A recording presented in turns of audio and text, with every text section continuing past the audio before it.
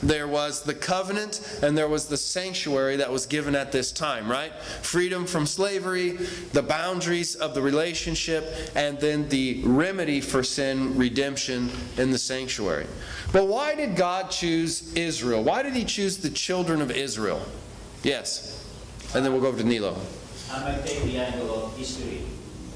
God has already a covenant made with Noah. Okay. Then He just pursued it with the line of Abraham. Then after Abraham, and of course after Abraham, were the 12 tribes with Jacob, then Israel. So it is just a continuation of the covenant that He made from the start. So I think it's a default for me, according to history. Okay. We just take the history of it. It's a default that Israel will be the chosen one, that God wants to have the covenant, continued covenant since Noah and before that. Thank you. All right, very good. Very good.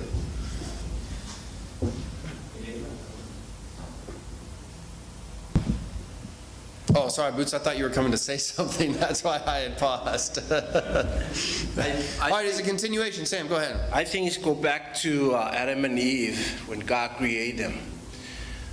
That plan was to multiply, to see further beyond of God's plan. But they failed.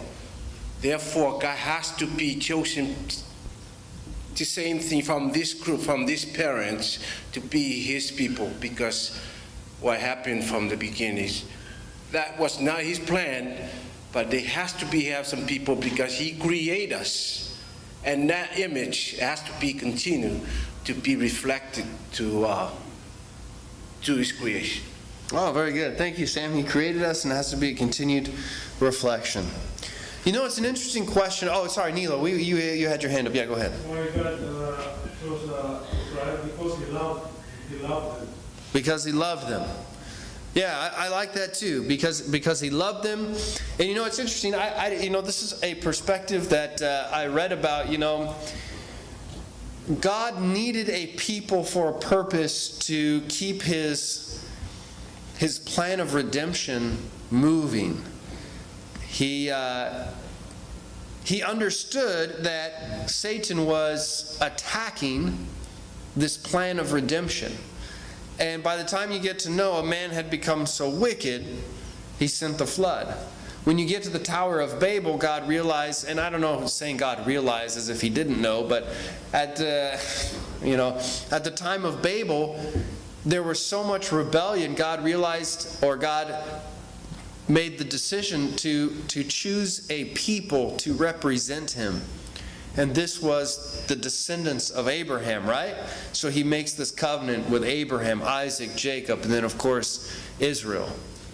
But here's the interesting part, and here's the interesting part of human nature, and it is a part of Adventism as well. When we talk about being the remnant, or those whom God elected, human nature sometimes gives us a sense of pride. But if you look in Exodus chapter 19, verse 6, it says that God's people, the Israelites, were to be a kingdom of priests. They were to be a kingdom of ministers. Now, here's the point in this as we talk about God's law and His covenant. It wasn't that you have been chosen to be above anyone else, but here's the truth of the matter. Now, listen closely.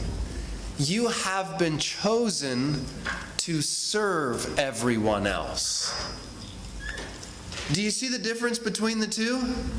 You haven't been chosen as a remnant. You haven't been chosen to be above anyone else, to hold some truth above anyone else, but you have been chosen to serve everyone else.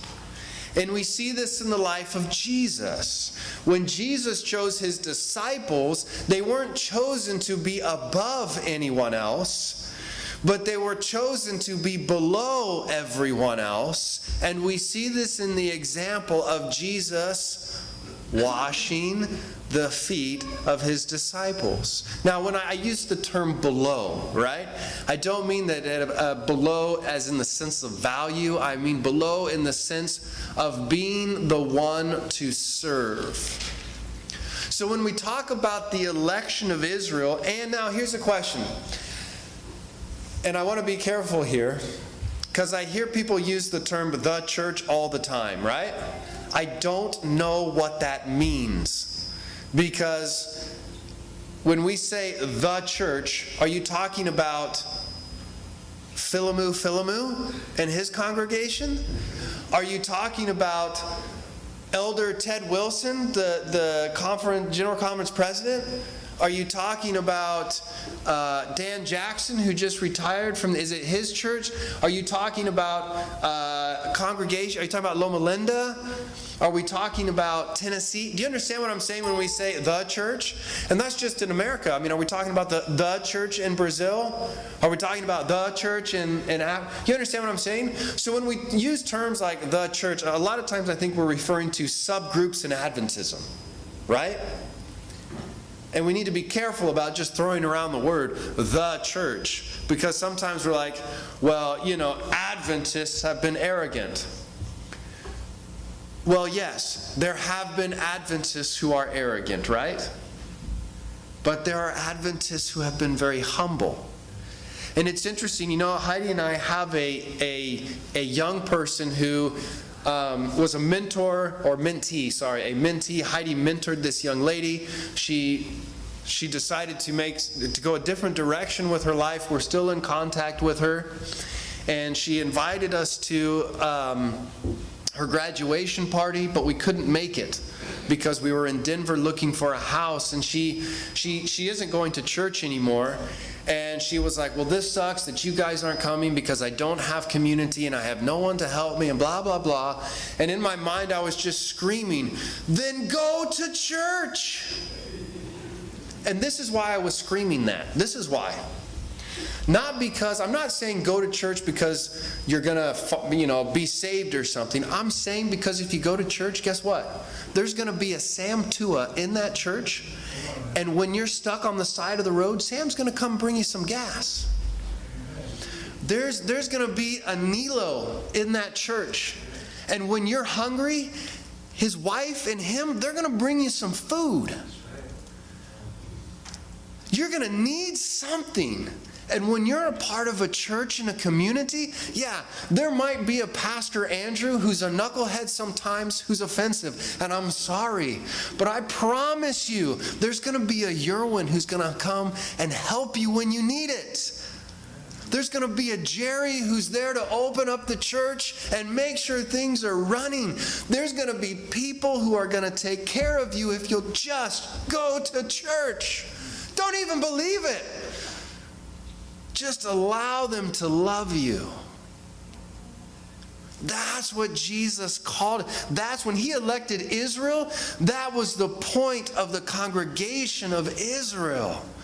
For every one person that comes in and that may make negative comments about how you look or dress or what you did on Friday night, whatever, I promise you, there's 5 of them who will do whatever you need to take care of you.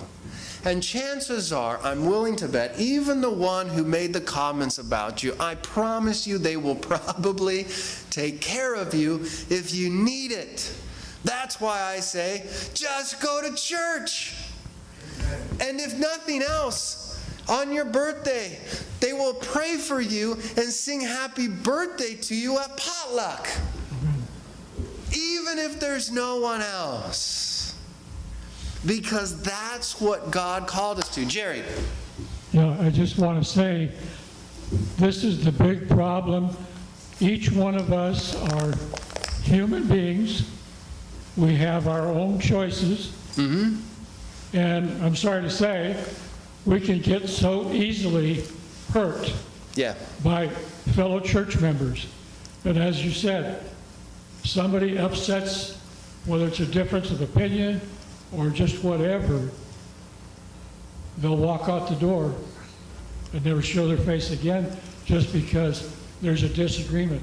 Because we're all individual humans subject to error, subject to sin, to our own opinion. And it's, I am right, you're not, and you can't change me. And going to what you said about the church, I think I mentioned it before. When I grew up, that was the feeling that I felt from the teachings of the church, that unless you were an Adventist, you were going to be lost. Yeah, yeah. And it didn't matter. And I've heard other churches talk about an individual church. If you weren't a member of the El Monte Church, even though you were an Adventist, but you belonged to Temple City, or you belonged to Inland Empire, Yeah. you were going to be lost because you didn't belong here. So there, all these little finite. I think we've come a long way in the way we think and the way our schools teach. I hope. I think so. Yeah. You being a Bible teacher, I'm sure. I hope so. Your classes, you try to keep away from this type of thing. Pastor Filemu, has these classes in Bible, we can get, whether we actually are saying it, but sometimes the intonation of what we say to the person that hears it, that's the way he hears it. Yeah. Whether it's the way you meant it. Sure. So this is the thing that we, as a